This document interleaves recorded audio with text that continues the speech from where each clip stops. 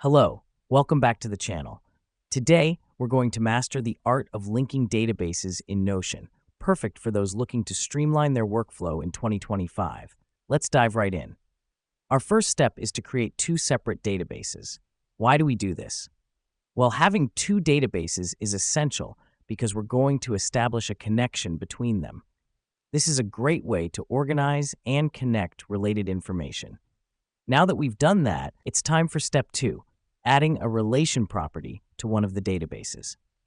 Choosing which database to add the relation property to depends on how you want your information to flow. This is the crux of linking databases. It allows you to see related entries from the other database.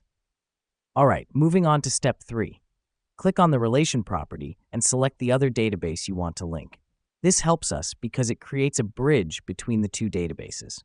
Now, when you add an entry to one database, you can link it to an entry in the other database.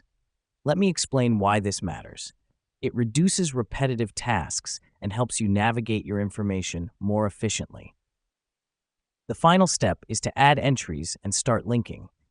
Click on the relation property in the first database, type the name of the entry in the other database, and click on it to create the link.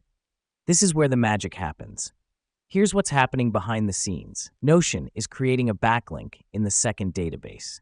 This means you can view and interact with linked entries from either database. And there you have it, folks. You've just learned how to link databases in Notion. By following these steps, you can create a more efficient and interconnected workspace. Thank you for joining us today, and happy Notioning.